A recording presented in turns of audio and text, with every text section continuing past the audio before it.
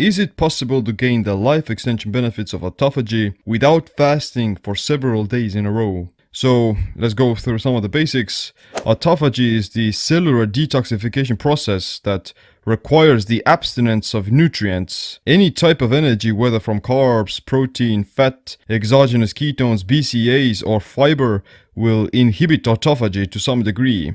To induce autophagy, your liver glycogen needs to be low. You need to suppress the anabolic pathway of mTOR, which is the pathway that signals your cells to grow and replicate. You also need to upregulate AMPK, which is the fuel sensor that gets released in energy deprivation and fat burning. And you need to be in this depleted state for at least a day or even more. Autophagy is a very new thing and we don't know much about it, and that's what the current research is showing us.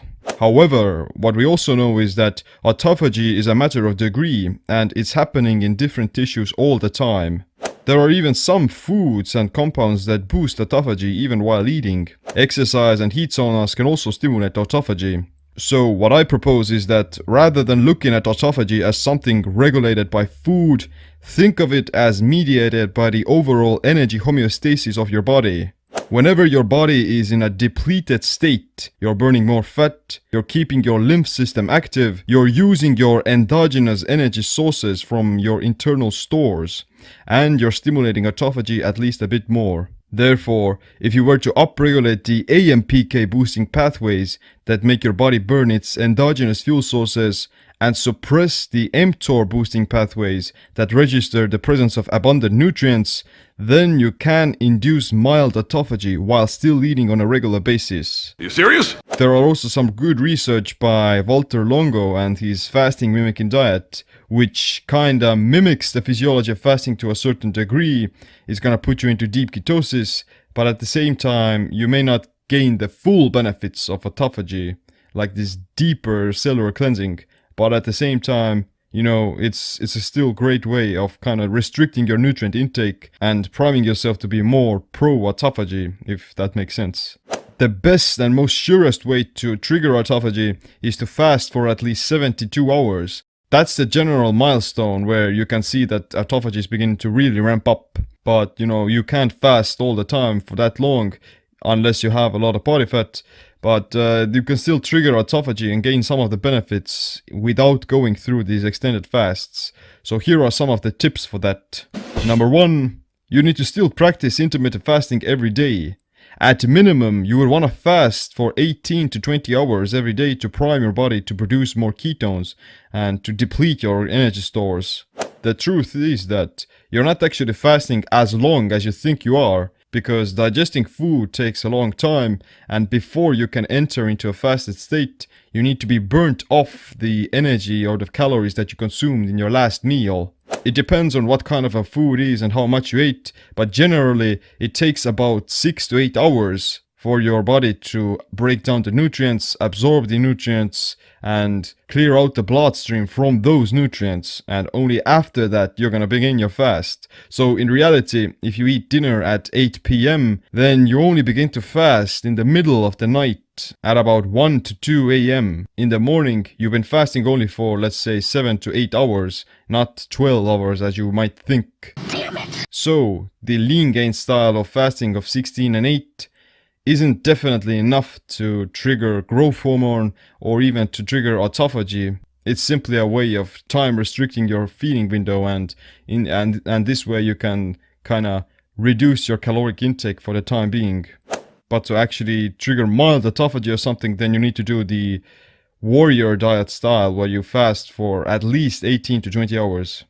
Number 2, whenever you do eat, you want to eat relatively low carb to maintain lower glycogen stores. Even if you eat a non-ketogenic diet, you don't want to eat any more carbs than your body needs, because it's gonna say to your body that we don't need to burn fat and we have energy in the system.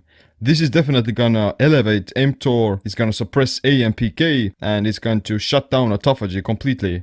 Muscle glycogen is irrelevant in this scenario, so You can definitely exercise hard and deplete your muscle glycogen and even consume some carbs to replenish those muscle glycogen while still staying in ketosis. But to maintain autophagy, you want to keep liver glycogen quite low most of the time. This means that eating high amounts of carbohydrates isn't definitely ideal in most scenarios. The only time you want to eat carbs is in a depleted state, when your body is going to use that glucose very fast and the muscle cells are going to absorb it very quickly. You don't want to be consuming too much fruit either, because fruit will replenish liver glycogen without filling up your muscle glycogen. So it will definitely shut down the AMPK pathways. Number 3.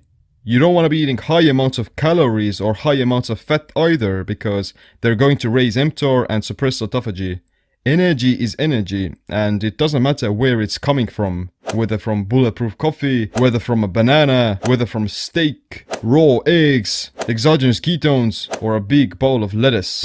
Overconsumption of calories in any shape or form is going to inhibit AMPK. For longevity purposes and fat burning purposes, you always want to maintain this state where you're staying around your caloric maintenance. You don't ever want to do these crazy dirty bulks, because it's going to mess up all of your metabolic pathways almost. Got fat. Caloric restriction, however, it can definitely increase autophagy to some degree.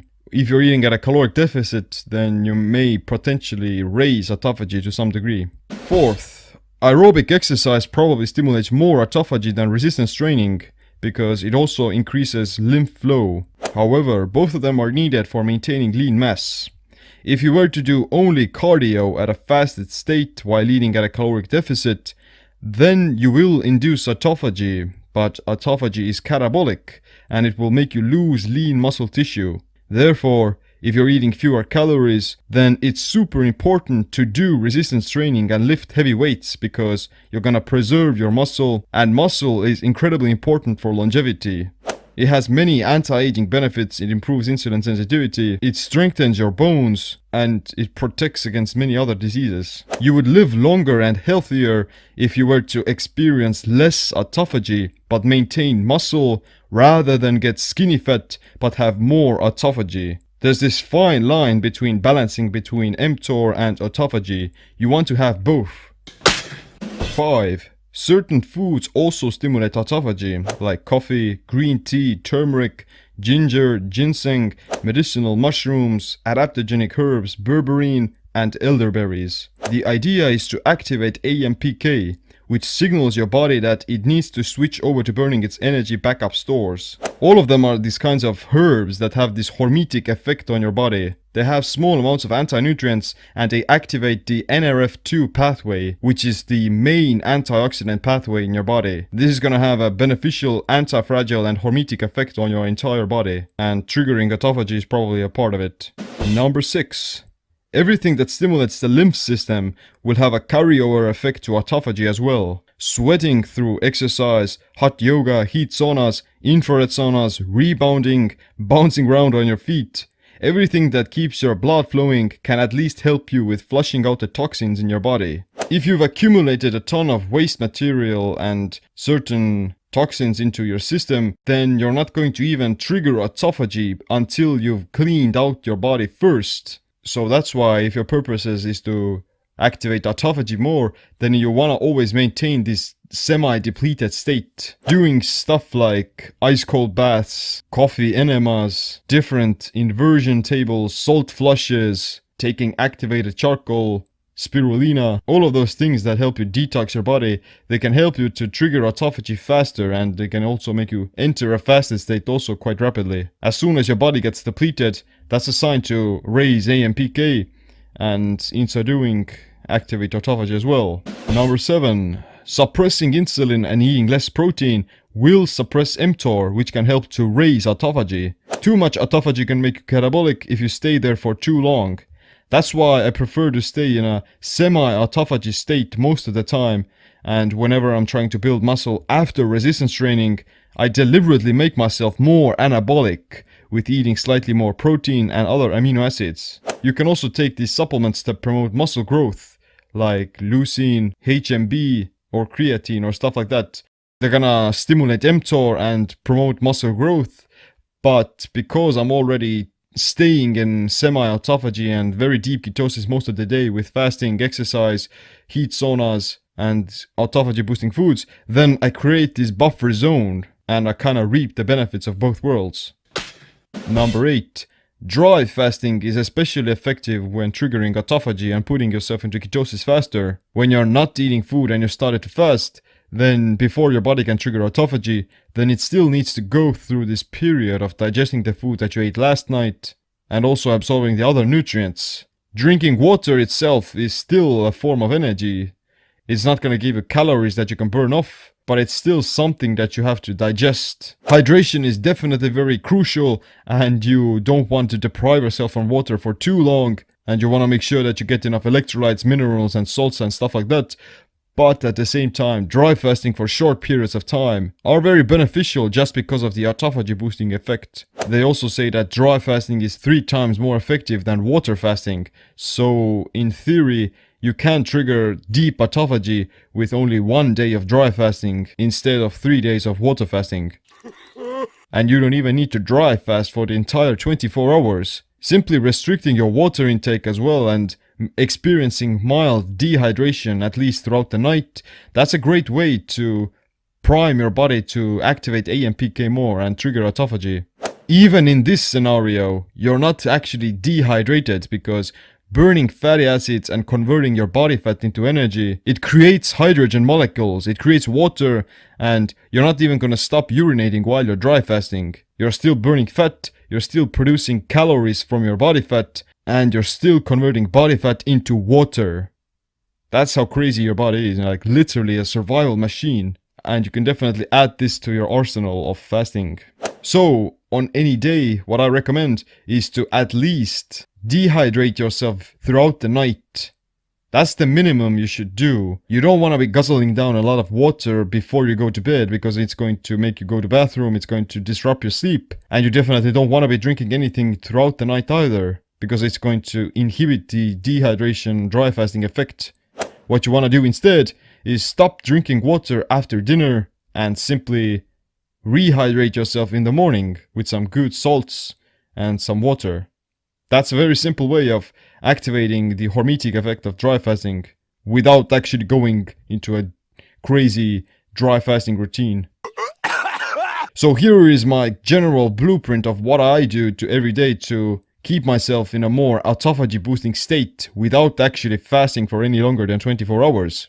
So what I do, in the morning, I've been fasting for about 10 hours or so. Then I'm not going to drink a lot of water immediately either. The absolute minimum I aim for is 12 hours of dehydration. That's a good medium point because I don't want to slow down my energy production and I don't want to get cramps or anything like that either because I still stay physically active throughout the day. What I break the dry fast with is usually some hot water with a bit of baking soda, some pink Himalayan rock salt, and I mix it all together well. Baking soda is an amazing thing to drink every day and is going to promote kidney health, is going to remove the acidity in your blood that you accumulate during fasting, is going to break down some kidney stones if you have some, and it has anti-cancer properties, so it's safe to say that it can also maybe stimulate autophagy to some degree. I drink that cup of water and after that I kind of start rehydrating myself as well. Throughout the day I'm gonna drink some water with some more pink Himalayan rock salt. It's gonna keep me hydrated, it's gonna keep my electrolytes in balance, and it's gonna prevent me from losing my electrolytes as well, because drinking too much water without the minerals, it may cause me to go to the bathroom too often and I'm gonna lose my minerals, I'm gonna feel like crap, and I potentially get some muscle cramps as well. So, water fasting without salts and electrolytes is very bad for you, and you always want to make sure that you get some salts. Then, I still continue to fast at minimum for 18 hours every day. On longer days, I tend to fast for 22 hours, but if I'm fasting for 18 hours, then I'm gonna break the fast with some autophagy boosting compounds. You can check out the recipe to this kind of anti-aging cocktail that I make. You've probably heard about it already, but it contains stuff like turmeric, ginseng, ginger, rosemary, cinnamon, chaga mushroom, spirulina, raw cacao, some more salts, and some ginseng. All of those things activate AMPK, and research has also shown that they activate autophagy as well. Potentially it's going to break autophagy, but as we know, autophagy is a matter of degree. It's going to inhibit autophagy a little bit, but it's going to still maintain it. To absorb those nutrients, I also add some black pepper, some cayenne pepper, and a little bit of either MCT oil or some bone broth that I cooked up. That small amount of fat is going to promote bioavailability and is going to slow down the digestion process. So it's kind of safe to say that I'm creeping in and out of autophagy. You don't want to take too much fat, or you don't want to put too many compounds into the mix, because you still want to maintain a relatively low carb state and low calorie state as well to stay depleted. So that's what I drink. I call it the AMPK activated autophagy activator. All rights reserved to Seamland. After that, I continue to fast. I'm gonna even have a workout. I'm gonna move around. What I usually work out with is high intensity interval training, like a Tabata session, and I usually finish off my workouts with some bodybuilding exercises. Then in the evening, I'm gonna eat a low-carb keto dinner with some of the sulforaphane-rich vegetables like broccoli, cauliflower, cabbage, which is gonna activate NRF2, some fermented foods, which is good for the gut microbiome, some good sources of protein like eggs, fish, organ meats, red meat for promoting muscle growth, and some healthy fats like olive oil, MCT oil, bone broth, butter, or sour cream. You wanna consume a ton of these polyphenols and flavonoids that going to trigger NRF2 and probably gonna stimulate autophagy to some degree as well.